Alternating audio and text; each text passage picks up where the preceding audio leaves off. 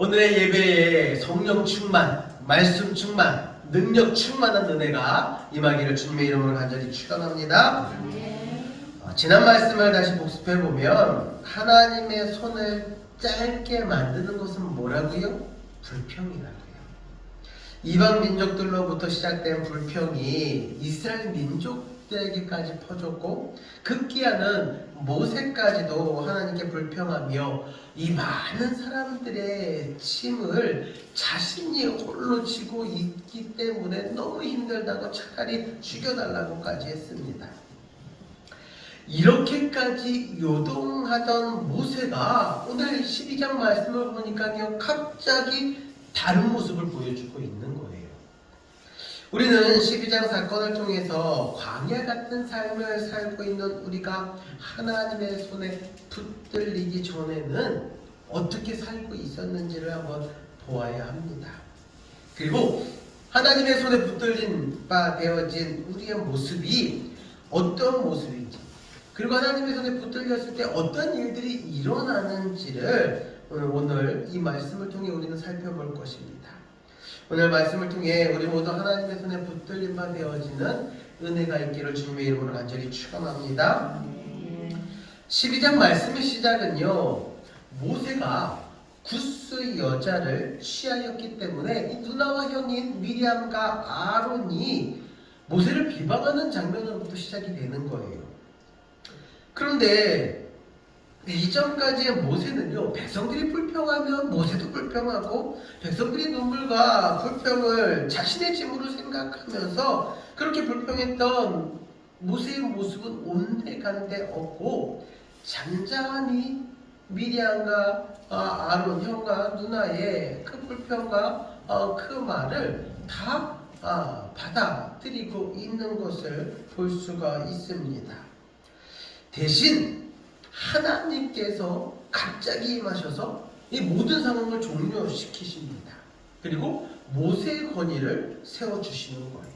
이 부분의 말씀이 바로 오늘 읽은 12장의 말씀의 전체적인 내용입니다. 이 말씀 이제 처음부터 천천히 살펴보겠습니다. 사건의 발단은 모세가 구스 여인을 취했다라는 내용으로부터 시작되는 거예요. 구스 여인을 취했다라는 것은 구스 여인, 구스 여자를 아내로 삼았다라는 사실이죠. 이 사건은 시내산을 출발하여 가나안 정탐을 위한 가데스바네아로 가는 그 시점에 일어난 일이에요. 그러니까 광야 3년째에 일어났던 사건이기도 합니다.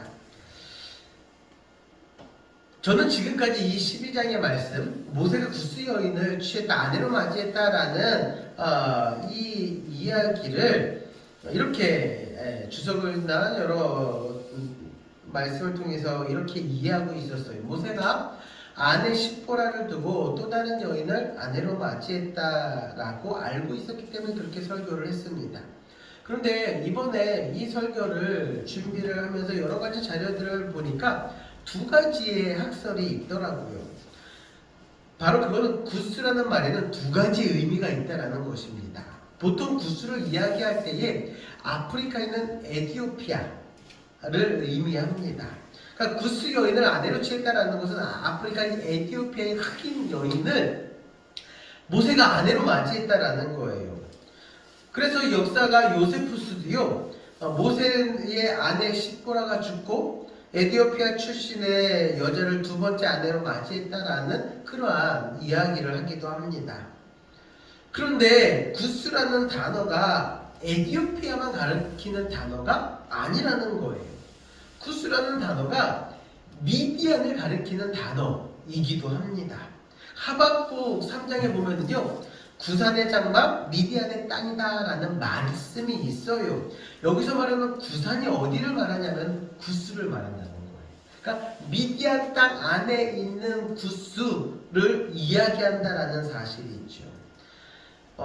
이것이 말이죠, 하박국에만 설명하고 있는 그런 지명에 대한 이야기이기도 합니다. 이 말씀을 근거로 일부 학자들은 구스가 미디안 땅에 있는 지역이다 라고 주장을 합니다. 이 말이 더 일리가 있는 것은 보세요, 모세가 애굽의 왕자로 있던 40세 때에 애굽 사람을 죽이고 미디안 광야로 도망가잖아요. 그러니까 미디안 광야에서 그곳에 미디안의 제사장인 이드로를 만나 그의 딸인 시포라를 아내로 맞이합니다.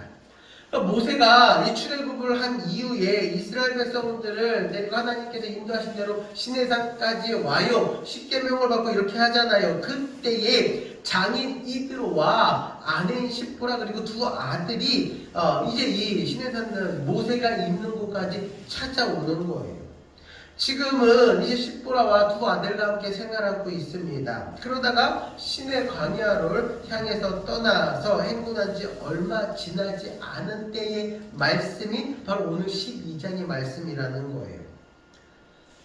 그래서 이전에는 모세가 아프리카 에티오피아 흑인 여인자를 아내로 맞이했다라는 학설이 기정사실인 것처럼 받아들였지만 지금은 오히려 아내 시보라를 두고 하는 말이다 라는 이야기가 더 신빙성이 있다고 생각을 합니다. 왜냐하면 모세처럼 중요한 인물의 아내가 죽었다라고 한다면 이스라엘 백성들이 함께 슬퍼하고 통곡했을 텐데 성경에는 그러한 장면들이 하나도 나와 있지 않거든요.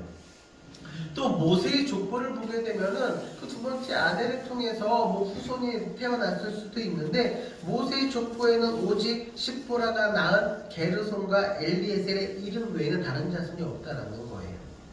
그러니까 지금 미리암과 아론은 모세가 40세 때 미디안 광야로 도망가서 거기서 이드로의 장인을 만나고 그의 딸을 아내로 맞이한 그 시보라를 두고 당신은 왜 구스 여인과 결혼했느냐 라고 비방하는 거예요. 왜냐면은 시보라를 이 형제들이 만난 적이 없잖아요.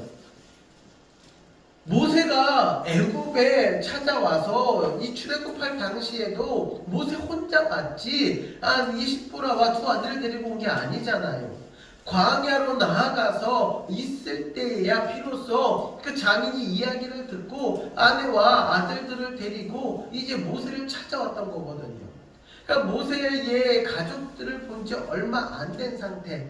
그래서 미디안 광야에서 살고 있었기 때문에 시보라가 이렇게 얼굴을 볼 때에도 마치 흑인처럼 새카맣기 때문에 그런 오해, 왜 흑인을 아니면 왜 이방 여인을 이렇게 너희 아내로 맞이했느냐 이러한 아론과 미리암이 그 속마음을 품고서 계속해서 이야기하며 다니고 있었다라고 이야기할 수가 있습니다. 그것이 이 사건의 발단인 거예요. 지난주 말씀에 이어서 설명하게 되면은 첫 번째 우리가 알아야 될 것은 하나님의 손을 짧게 하는 것은 바로 뭐냐? 교만이라는 말씀입니다. 지난주에는 하나님의 손을 짧게 하는 게 뭐라고요? 불평. 오늘은 뭐라고요? 교만. 미리암이 모세를 비방하는 내용을 보면은요, 겉으로 볼 때에는 구스 여인, 즉 흑인 이방 여인을 왜 아내로 맞이했느냐라는 것에 대한 비방 같지만 2절 말씀을 보세요. 2절 말씀 우리 한번 다 같이 읽어보겠습니다. 그들이 이르되 여호와께서 모세와만 말씀하셨느냐 우리와도 말씀하지 아니하셨느냐며 여호와께서 이 말을 들으셨더라. 아멘. 빨간색으로 표시한 부분이 미리암의 본심이에요. 미리암의 본심은 모세를 비방했던 것처럼 왜 너는 이스라엘에서 아내를 얻지 않고 왜 구스 여인을 아내로 얻었느냐 이것에 대한 비방이 아니라 바로 이 미리암의 본심은 여호와께서 모세와만 말씀하시느냐 우리와도 말씀하시지 아니하느냐 라는 이 말씀 속에 숨겨진 미리암의 본심이 다 나타나고 있다는 사실입니다. 여러분 미리암의 본심은 뭔지 아세요? 너만 잘났냐? 나도 잘났다. 너는 내 동생이고 우리는 누나와 형 아니냐? 너만 이스라엘의 지도자냐? 우리도 지도자다. 너만 하나님께 말씀을 듣느냐? 나도 선지자이기 때문에 하나님의 말씀을 듣는다. 이게 바로 미리암의 본심이었다라는 거예요. 미리암이 이렇게 말하는 데는 다 이유가 있어요. 나도 선지자라는 거. 선지자가 무슨 어떤 일을 합니까? 하나님의 말씀을 듣고 그 말씀을 대언하잖아요. 백성들에게 전해주는 일을 하고 있지 않습니까?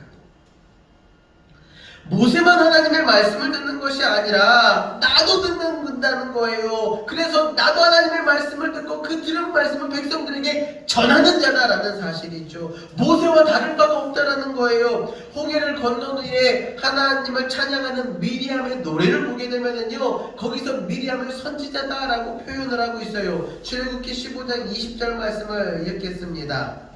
아론이 너희 선지자 미리암이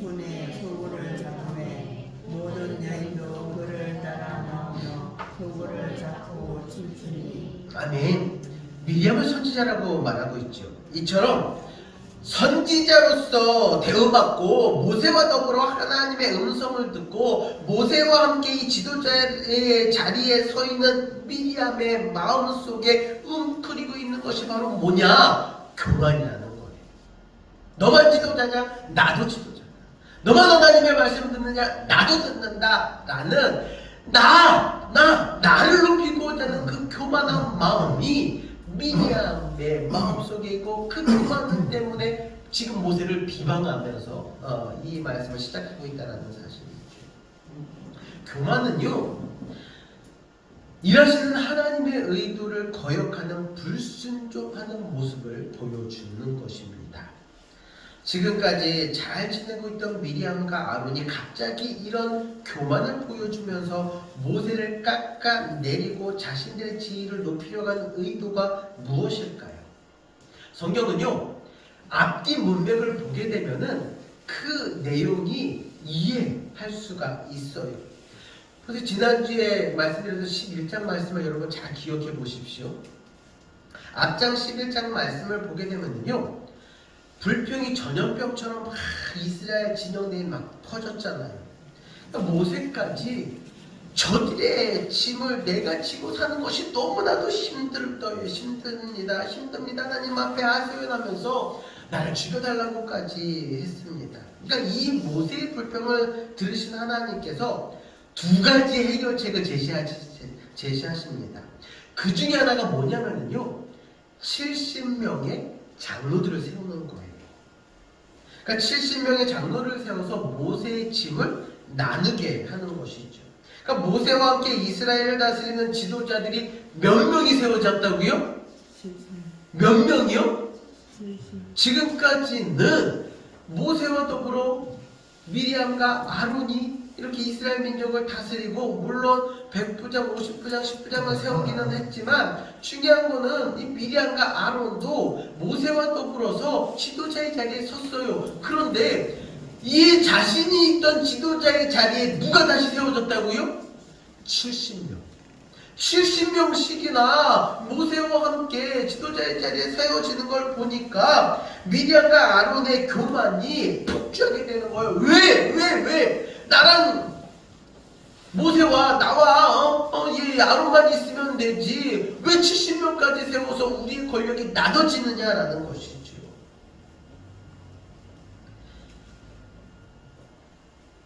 여기서 우리는 중요한 것을 알 수가 있습니다.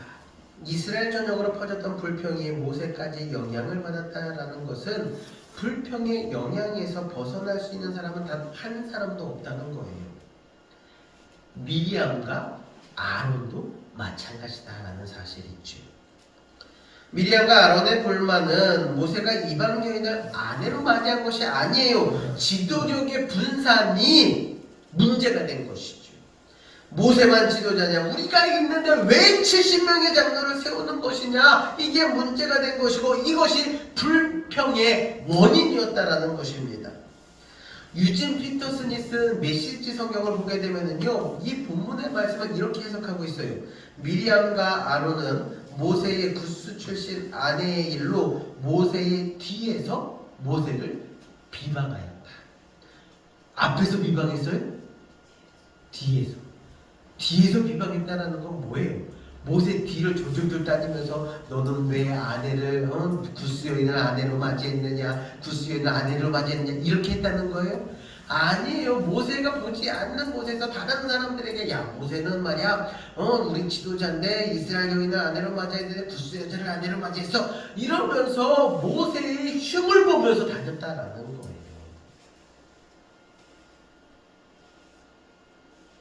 모세에게 나와 따져 물은 것이 아니라 뒤에서 험담했다는 것입니다. 시기심의 가장 나쁜 형태로 나타나고 있는 모습이에요. 뒤에서 험담하는 것은 그 말이 돌고 돌아서 결국에는 공동체를 불신으로 물들게 하고 무너지게 만들기도 합니다. 여러분 오늘날 교회도 이런 문제들이 많이 발생하고 있지 않습니까? 뒤에서 험담하고 뒤에서 이렇게 불평들을 드러낼 때에 교회가 갈라지고 분열되어지는 것을 우리는 종종 볼 수가 있습니다. 교만은요, 이 불평의 시작이 교만으로 이어질 때에는요, 하나님의 뜻을 헤아리지 못하고 오히려 반항하고 불순종하게 만든다는 사실을 여러분 기억하시기 바랍니다.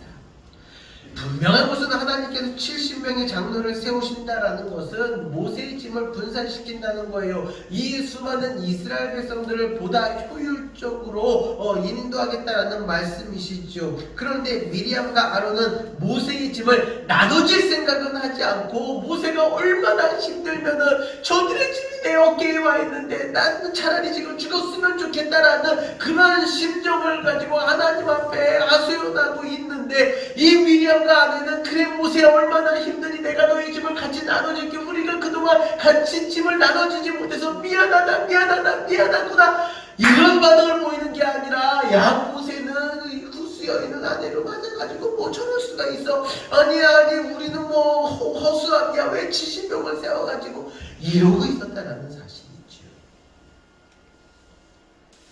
그러니 엉뚱하게도 모세의 아내가 구스 여인이라고 뒤에서 비방하는 것으로 그들의 그 불만을 교만함을 표현한 것입니다. 여러분 교만이라는 것이 바로 이런 일을 하는 거예요. 하나님의 뜻을 외면하게 하고 나 아니면 안 된다는 생각을 심어주는 것이 바로 교만입니다. 여러분 우리의 역할은 하나님께서 주신 사명에 순종하는 것이지 나 아니면 안 된다는 그런 마음이 아니라는 것을 꼭 기억하시길 바랍니다. 두 번째는요, 온유해야 합니다. 온유해야 합니다. 3절 말씀을 다 같이 한번 읽어보겠습니다. 이 사람 모세는 온유하니 지면에 모든 사람보다 더하더라. 아멘.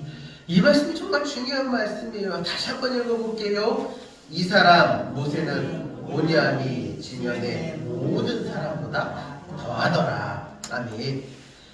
드디어 모세가 모세다워지는 순간입니다. 왜냐하면 온유하다라는 말, 온유라는 말을 우리가 사전적인 말씀을 보게 되면은 착하다, 순하다, 따뜻한 마음 이런 뜻이 있지만 오늘 본문에서 민수기 12장에서 말하는 온유는요 이런 뜻이 아니에요. 히브리 원문을 보면은요 고난당하다, 괴롭힘 당하다, 무엇에 매여있다라는 뜻을 가지고 있습니다. 그러니까 우리가 생각하는 온유랑 전혀 다른 의미죠. 그쵸? 우리가 생각하는 온유는 온순한 사람 해가지고 저 사람은 온유해, 마음이 따뜻해, 저 사람은 정말 착해 그러잖아요. 그쵸? 여러분들이 저를 바라보는 모습 할렐루야 아니에요? 얼굴만 봐도 선하잖아요. 왜 아닌 것처럼 그러세요? 얼굴만 봐도 우리 목사님은 온유하셔 그러잖아요. 그쵸? 그런데 오늘 이 모세에게 말하는 이 온유하다라는 것은 고난당하고 또한 괴롭힘당하고 뭔가에 매여있는 사람을 이야기한다라는 거예요. 전혀 우리가 생각하고 있는 온유라는 이 온유의 표현과 말씀과는 전혀 다른 표현이다라는 사실이죠. 무엇에 매여있다라는 것은요 어떤 상태를 말하냐면 야생매 아시죠? 야생매는요 자기 마음대로 막 하늘을 나르면서 지상에 있는 먹이거리를 쫙 보고 쫙 달려가가지고 툭 낚아채가지고 가져가잖아요. 근데 이 야생매가 사람의 손에 의해서 길들여진 상태를 이야기하는 거예요. 그래서 사람의 손에 길들여진 새는요 사람 손에 딱 앉아 있잖아요. 그래서 날려보내면 휙 가가지고 저쪽에 가가지고 뭘 잡아가지고 와서 또 손에 착 앉아있어요. 이와 같이 매여있다. 사람의 손에 길들여져가지고 사람이 시키는 대로 이 안에 묶여있는 새를 야생매를 그렇게 이야기하고 있습니다. 야생매는 거칠고 사나워요. 그런 매가 조련되면 자신이 좋아하는 먹이까지도 물어서 주인에게로 가지고 옵니다. 내가 가고 싶은 곳, 내가 헐헐 날고 싶은 곳으로 가는 것이 아니라 주인이 보냈다가 돌아오게 하면은 쌓임아주면은 바로 주인의 손으로 달려오는 것이, 날아오는 것이 매다라는 것이죠. 모세 나이 40세 때 애굽 관리들이 동족인 히브리인을 때리는 걸 보고 분노하여 아무도 모르는 사이에 그 애굽 사람을 때려 죽이잖아요. 혈기 왕성했던 이때의 모세는요, 마치 야생매와도 같은 모습이었습니다. 야생매가 잘 이해가 안 된다면 여러분 야생마 한번 떠올려 보세요. 자기 마음대로 막 들판을 질주하는 야생마와 같은 모습이 이 40대 혈기 왕성했던 모세의 모습이다라는 거예요. 누구의 손에도 길들여지지 않아요. 왜요? 모세는 왕자잖아요. 자기 위에 있는 왕은 바로 왕밖에 없어요. 다 자기 밑에 있어요. 그러니 권력과 권세와 모든 것을 다 가지고 있는 모세는요, 내가 하고 싶은 대로 다 했다라는 거예요. 애굽 사람까지도 내 힘으로 때려 죽일 만큼 사람의 목숨도 내 손에 좌지우지할 수 있을 정도로 야생마처럼 자기 의지대로 자기 뜻대로 살았던 사람이 모세였습니다.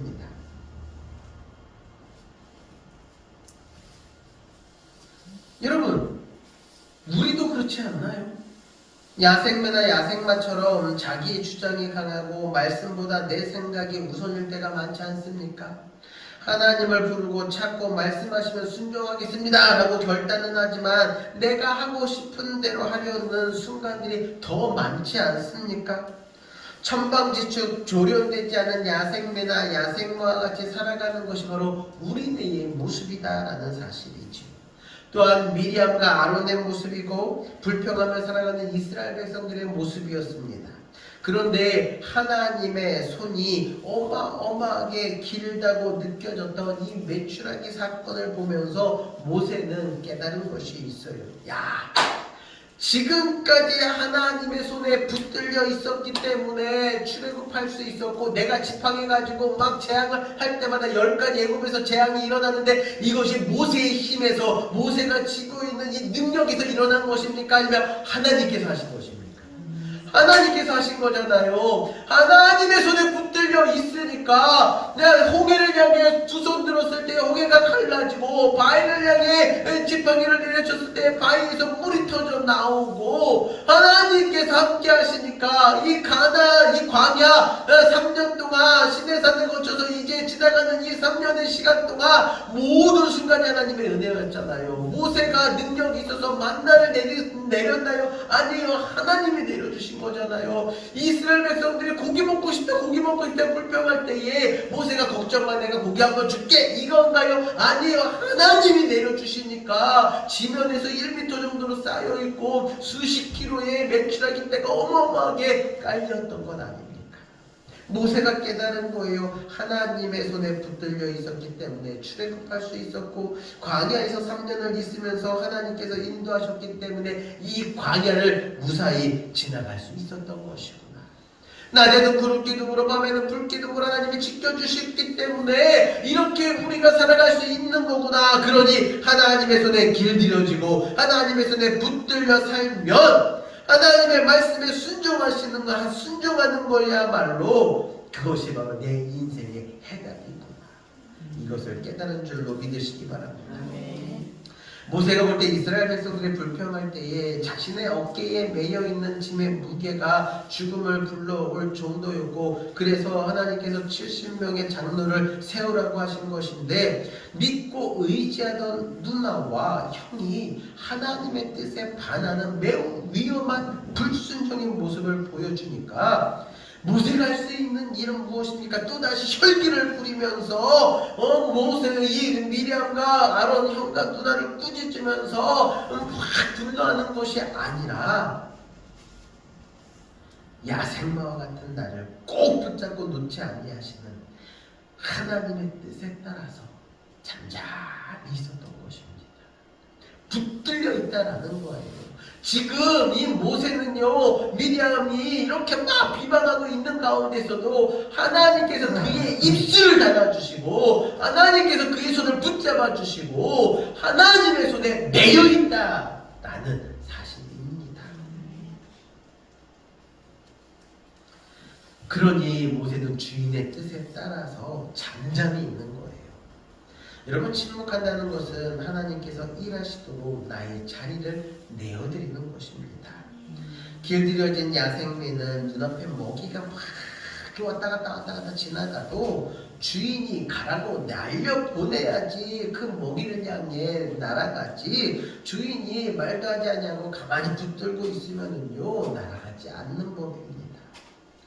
온유라는 말에는 또 다른 의미, 고난당하다, 괴롭힘당하다 라는 뜻이 있다고 말씀을 드렸죠. 고난당하니까, 괴롭힘당하니까 여러분 누구를 찾습니까? 여러분 누구를 찾아가요?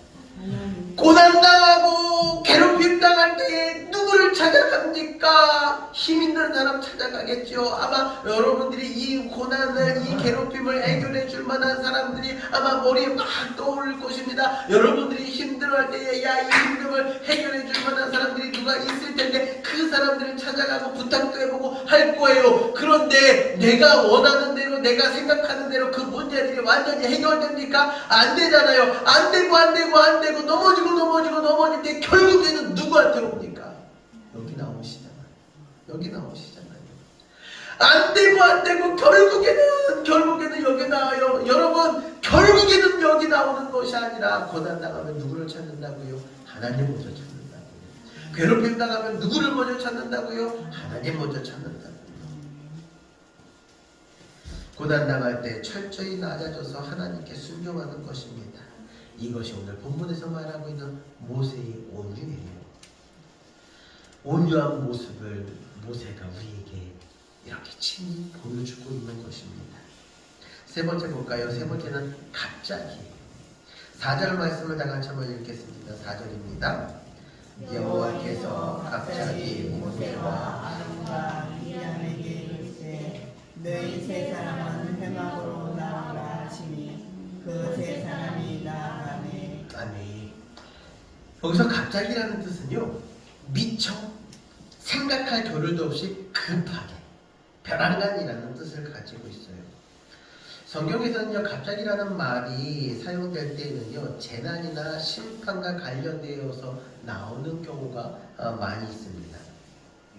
이스라엘의 지도력에 문제가 감지된 것을 아신 하나님께서 미리암과 아론과 모세가 생각할 겨를도 없이 갑자기 이들을 찾아오시는 거예요. 급하게 찾아오셔서 말씀하십니다. 회막으로 와라. 회막이 어디 있어요? 진 바깥에 회막을 만들어 놓고 여호수아가 그곳을 매일매일 지키잖아요. 그리고 모세는 진을 나와 이 회막에 가서 하나님과 만나서 하나님을 만나고 대화하는 곳이 바로 회막입니다. 하나님께서 회막으로 와라! 라고 이 세 사람에게 이야기한 것입니다. 회막에 모인 세 사람을 향해 하나님께서는요, 모세는 미리암, 아론, 너희들과는 다른 특별한 하나님의 사람이라는 것을 말씀해 주고 있어요. 그리고 결정적으로 7절에 보면은 내 종 모세와는 그렇지 아니하니 그는 내 온 집에 충성함이라 라고 모세를 대변해 줍니다. 내 종이라는 표현은요, 아무에게나 쓰는 표현이 아니에요. 아주 특별한 사람에게만 쓰는 표현입니다. 하나님과 모세와의 관계는 미리암과 아론이 생각하는 관계의 차원을 넘어서 특별한 관계라는 것을 하나님이 친히 말씀해주고 있는 거예요. 보세요. 미리암이 선지자라고 말씀드렸죠. 선지자는 환상이나 꿈을 통해서 하나님이 말씀해 주시는 것을 듣는 거예요. 그래서 그것을 가지고 백성들에게 이야기합니다. 그러나 모세는 어때요? 모세도 환상과 꿈을 가지고 하나님의 말씀을 들었습니까? 아니에요. 하나님이 말씀하시는 거예요. 미리암 너는 선지자라며. 그래서 선지자인 너에게 내가 환상으로 이야기해주고 꿈으로 이야기해. 그러나 모세는 아니야. 모세는 아니야. 모세에게는 비밀이 없어. 모세에게는 알지 못하는, 이해하지 못하는 은밀한 비유를 통해서 이야기하지 않아. 모세에게는 직접적으로 이야기하지. 그게 바로 미리암 너와 모세와의 차이라는 거예요. 모세와는 직접적으로 대면한다는 거예요. 네가 꿈을 꾸고 자고 있을 때 꿈으로 나타나서 이야기해 주는 것이 아니라 모세야 나랑 이야기하자면은 모세가 회막으로 와가지고 하나님과 만나서 대화한다라는 거예요. 그리고 모세에게만큼은 명백한 말로 이야기한다라는 사실이죠. 침묵하고 있는 모세 대신에 자신의 종을 변호하시는 하나님, 그 하나님께서 지금 미리암의 교만을 꾸짖고 있습니다. 그래서 그 꾸짖음의 대가로 미리암에게 나병을 주시는 것이죠. 모세를 높이고 변호하시고 모세의 지도력에 도전한 자를 향한 하나님의 진노까지 보여주셨어요. 그리고 모세가 미리암을 위해 기도하자 그 나병이 즉각적으로 치유되는 것까지 보여주십니다. 여러분, 만약 모세가 11장에서 보여주었던 불평하던 모습을 다시 이 형이랑 누나에게 보여주었다면 어떻게 됐을까요? 모세가 40대의 혈기왕성한 왕자처럼 자신의 지도력에 대항하는 누나와 형을 향해서 권위로 눌렀다면 어떻게 됐을까요? 아마 형제간에 피 터지는 싸움이 일어나지 않았을까요? 자신의 세력을 막 만들려고 12지파 가운데 나에게 줄 설 사람 누구냐면서 내 세력을 만들려고 하지 않았을까요? 그런데 모세는 야생매처럼 자신의 뜻대로 혈기왕성하게 살던 그런 모습을 보여주는 대신 온유한 자가 되었습니다. 하나님의 손에 매여있는, 하나님의 손에 붙들려 있는 자가 되어서 하나님이 하신 대로 입술을 다 듣고 잠잠하게 이 모든 것들을 듣고 있었다라는 거예요. 온유함으로 하나님께 붙들림 받아 잠잠하고 있었더니 오히려 하나님께서 갑자기 생각할 겨를도 없이 급하게 나타나셔서 모세를 변호하시고 오히려 모세를 밀어붙였던 미리암의 죄를 드러나게 하신 줄로 믿으시기 바랍니다. 여러분, 하나님의 손에 붙들리십시오. 여러분, 하나님께서 주신 온유함으로 사십시오. 그러면 하나님이 여러분을 변호하시는 줄로 믿습니다. 하나님이 여러분을 대신하여 일하실 줄로 믿으시기 바랍니다. 사랑하는 성도 여러분, 하나님은요 여러분을 변호해 주십니다. 하나님께서 여러분을 변화하도록 만든다라는 것은요 우리가 하나님의 손에 붙들려 있어야 한다는 것입니다. 사진을 한번 보십시오. 이 매처럼 매를 조련하는 그 주인의 손에 붙들려 있어야 한다는 사실이에요. 하나님의 손에 붙들려 있는 모세를 보십시오. 모세가 한 말은 미리암을 위해 기도한 것밖에 없어요. 그런데 그 기도가 미리암의 나병을 회복시켜 주었습니다. 하나님께서 모세의 건의를 세워주시는데 미리암과 아론이 꼼짝할 수 없도록 세워주셨습니다. 우리가 나 스스로 세워지려고 할 때에는요 다른 사람들과 싸움이 되고 분쟁이 되고 분열이 되지만 하나님께서 나를 세워주실 때에는 모든 질서가 다 잡히는 줄로 믿으시기 바랍니다. 사랑하는 성도 여러분, 지난주 11장 말씀과 오늘 12장 말씀을 보게 되면은 하나님의 손을 짧게 만드는 것은 불평과 교만인 것을 알 수가 있어요. 오늘 말씀에도 분명한 것은 불평이 있어요. 미리암이 불평합니다. 왜 70명의 장로들을 세워가지고 하면서 그 불평이 뭐로 나타난다고요? 교만으로 나타난 거다라는 것입니다. 불평과 교만은요 광야에서 나타나는 흔한 모습일 뿐만 아니라 오늘을 살아가고 있는 우리의 삶의 모습에서도 흔히 나타나는 현상입니다. 반면 하나님의 손을 길게 하는 것은 지난주 말씀드렸던 것처럼 하나님의 손은 바로 나오셔야죠. 하나님의 손은 동작까지. 할렐루야. 하나님의 손은 입니다. 시온의 대로로 길게 나타날 줄로 믿습니다. 아멘. 하나님의 손은 입니다. 맞아요. 하나님의 손은 길다라고 믿고 선포하는 것입니다. 그리고 오늘 말씀의 핵심은 뭐예요? 온유한 것. 하나님의 손에 붙들린 바 되어서 살아가는 것. 하나님의 손을 짧게 만들었던 모세의 말을 보면 백성들의 눈물과 불평이 내게 침이 되어서 나를 힘들게 한다라고 불평했던 것처럼 우리도 하나님 앞에 나와 예배하고 헌신하고 봉사하고 하면은 나도 하고 싶은데 이 핑계 저 핑계 대면서 지금은 할 수 없다고 나중에 조금 여유가 되면 그때 하겠다고 말하는 분들도 많이 있어요. 그리고 또 이런 분들도 있어요. 나 정도 되면 괜찮다고 라는 그런 교만한 마음을 가지고 있는 분들도 있어요. 나처럼 예배드리고 나처럼 믿음 듣고 나처럼 열심히 하면 된다. 나같이 하는 사람이 어디 있느냐. 스스로를 대단하게 생각하는 교만한 마음이 내 마음 한편에 자리 잡고 있는 분들도 있다는 것이죠.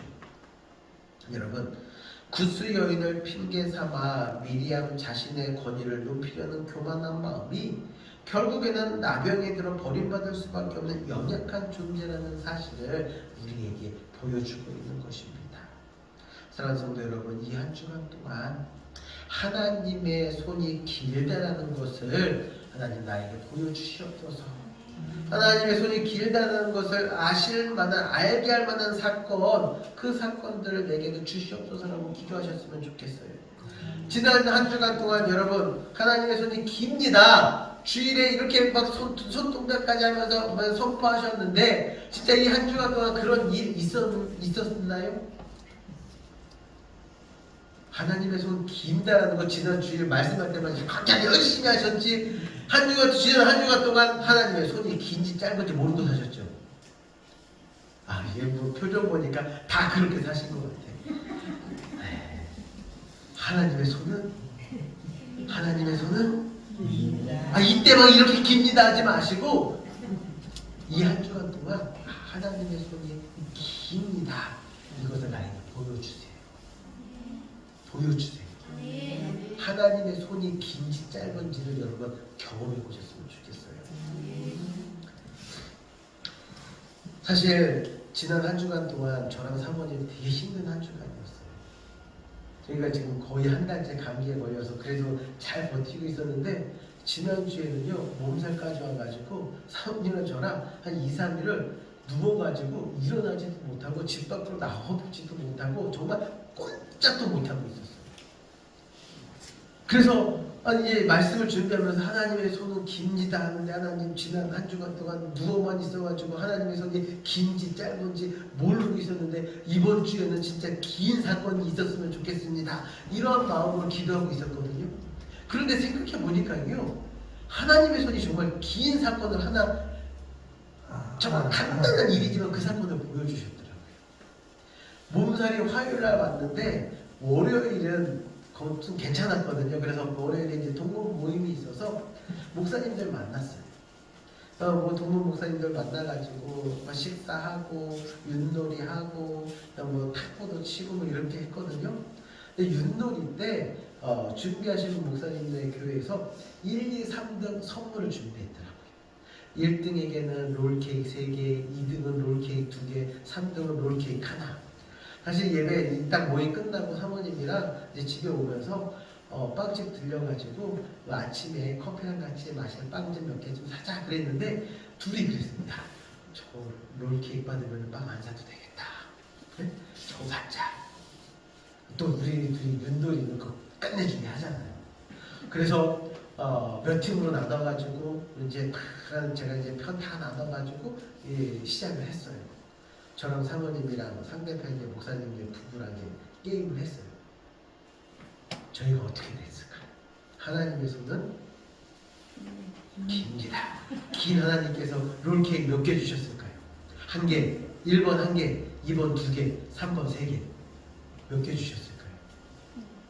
긴데 3개요? 할렐루야! 맞아요! 3개를 받으려면 몇 등 해야 돼요? 1등 해야 돼요. 저랑 사모님이 첫 판에서 쫙 했는데요 졌어요.